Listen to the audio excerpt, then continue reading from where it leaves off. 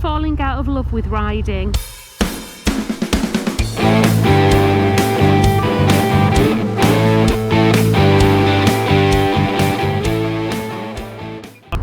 Oh, I really like that house. Hey everybody, how are you doing? Finally, I get some time on my bike. Oh my god, I shouldn't have gone over that. I've been travelling and it really is the only time that I've had to relax really and even think about getting on my bike. I've been on it here and there. I'm just going to go for a coffee, so nowhere special, just a little chat, just popping back in to say hello. Also, YouTube isn't pushing the videos out, and I don't know, like, I don't really keep in contact with other YouTubers. Is that because I've stopped the frequency? If you know, just please drop it down in the comments and let me know. Okay, let me just bring this up. Oh. I have pretty allergies today as well, but the weather here is amazing. As you can see, it's hot but it's not too hot, and maybe there's just no humidity. I think that's what it is.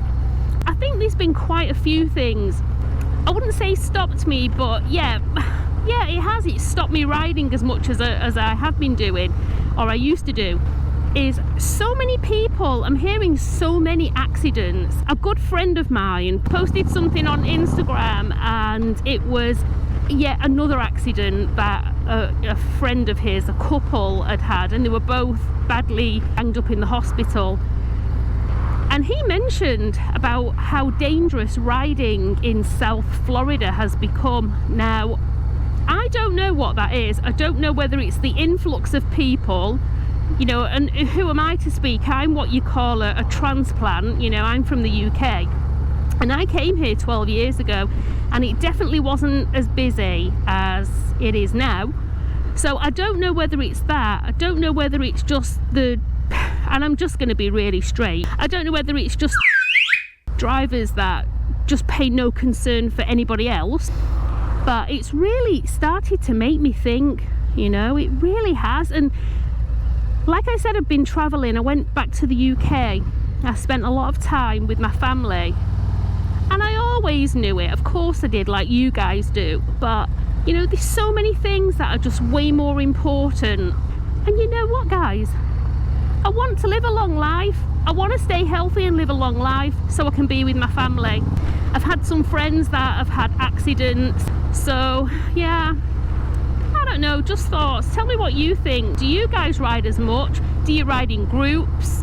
Or do you just take easy rides out to places when there isn't heavy traffic?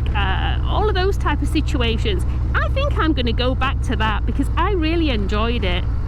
I like riding solo. It's much easier than riding in a group. It's, in my opinion, it's safer than riding in a group. That's only my opinion. So yeah, I just think there's a lot of changes, a lot of different emotions around things. I've also kind of taken a step back and just want to look after myself a little bit more. In fact, I painted my nails this morning. So I have, and don't take this personal, my thrashing gloves on. And the reason I've put these on, Thrashing Supply actually, they're pretty cool gloves, but I've got them on because they're slightly longer in the fingers, so it's not going to mess my nail varnish up.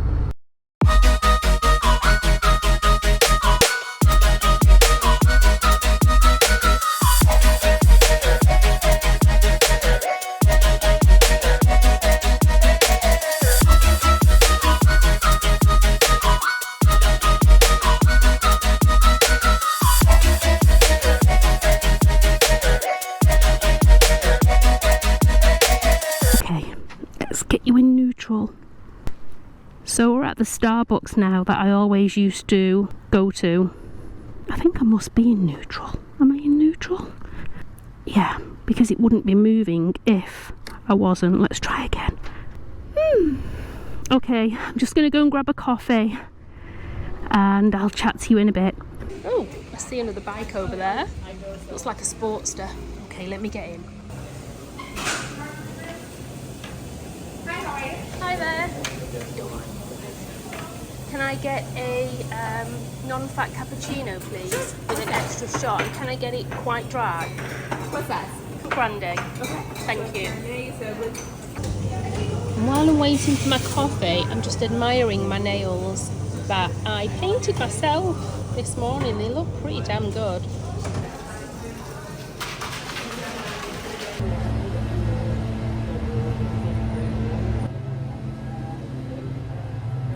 So I'm stood there waiting for my coffee. And there's a lady stood at the side of me. She definitely didn't see me get off the motorcycle, even though she saw I had a helmet. So I'm not sure whether it's the clothes, or it could be probably the hand tattoos, which tends to give people the wrong impression. She's giving me little looks and they're slightly disapproving. And you know when you can feel something in your chest kind of bubbling up, and I'm like, no Maria, do not say anything. So anyway, I didn't say anything. I just grabbed my coffee and I sat outside. But it just gets me thinking to, you know, if I was to walk here in my regular attire,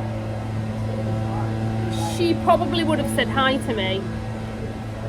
And that really gets me thinking about what we watch on TV, what we watch on social media, as to what is deemed by society to be normal or better or worse or higher class or lower class. It's all nonsense. It's such nonsense. It's just the way you are as a person. So you know what, I'm going to be quiet on that rant now. I'm going to sit and drink my coffee and I'm not going to get too pissed about it.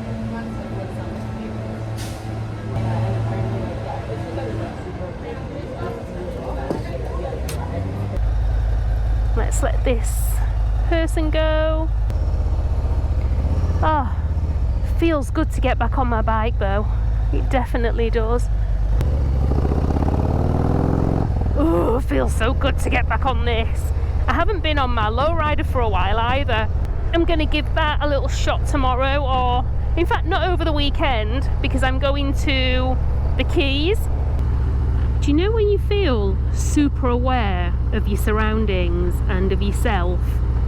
I can start to feel the tightness in my right shoulder blade and me tightening my hips and my knees around the gas tank. And this is because I'm back on my bike. I'm riding in this traffic where just people are always on the phone or just not concentrating. Maybe I just need to get out a little bit more, because hearing about all of the accidents that are happening and then just me being on the road now, it's just making me not overly want to get out and ride too much. Anyway, I'm nearly home now, so it's all good. It's all good. Hey everyone, so we're back in the garage, and like you heard me mention in the video, I haven't been consistently riding. So I just want to decompress, so let me show you a few things that I do, and I hope it helps you too. Come into a tabletop position. So right now you have the knees directly under the hips and you want the shoulders over the wrists. I like to push with the fleshy bit, the base of the thumb here, firmly into the ground, and I spread the fingers nice and wide, the first finger pointing forward and slightly turning the hands out if that works for you. So we're going to start with cat-cow. As you take an inhale, lift the head, drop the belly and lift the tailbone. As you exhale, push through the palms, draw the belly towards the spine, and you'll feel a separation in the shoulder blades right now. Inhale, lift the head, lift the tailbone. Exhale, chin to chest, tuck that tailbone under, you'll get more lift and more rounding of the spine.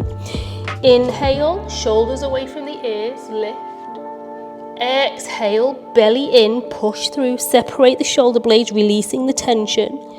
So you can do this between 5-10 times, and you'll find that as you add the movement on, you start to basically just open up just a little more. Maybe the head goes a little higher, the tailbone, maybe the spine rounds a little bit more.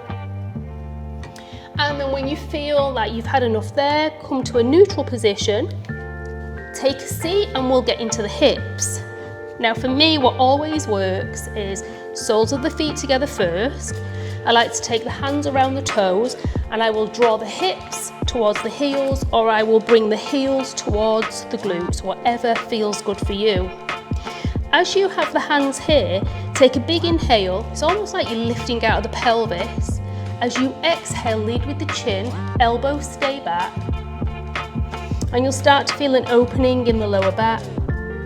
Once you feel like you can't go any lower, I'll take my elbows across the shins, I'll allow the head to hang heavy, and then I'll relax the hands down. So you're relaxing the upper back, you're opening the hips here,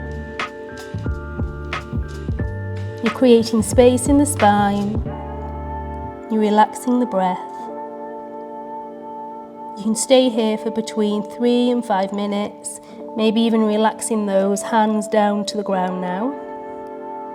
Allowing that head to fall a little bit more towards the ground. Staying with the breath, keeping it nice and gentle, nice and even. And just allowing the tension to melt away from the upper back. And then come all the way back up. From here we're going to go into deer pose. Keep the right shin in front, take the left leg back. Now you can see the hips seem slightly off, so I'll use my right fingertips to line the right shoulder up with the right knee. Keep the feet flexed here, and then inhale, push through the fingertips, exhale, fold. Now if you have the range of motion, you can go all the way down to the ground or the yoga mat if you have one.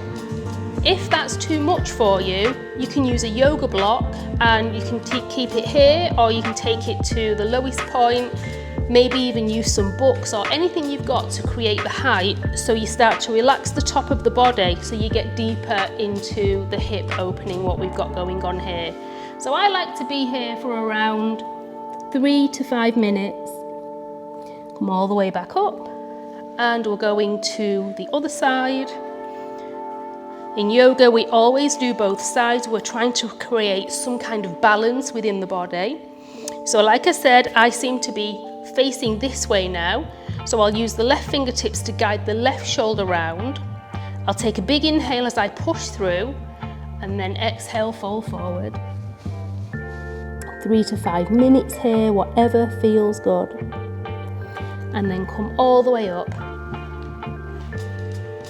From there, come into a seated position, close the eyes, keep that nice tall spine. Gentle facial muscles, place the palms over the knees. Allow the shoulders to fall away from the ears. And just take some nice deep breaths. So some big inhales through the nose. And exhale through the mouth.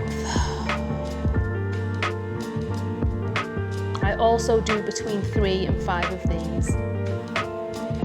So, I definitely feel a little better now. I hope that helped you. And this one is for my dad and my mum who live in Spain. I said I would promise the next video and the next bit of yoga to them. So I hope it helps, and I shall see you on the next one. Take care, bye.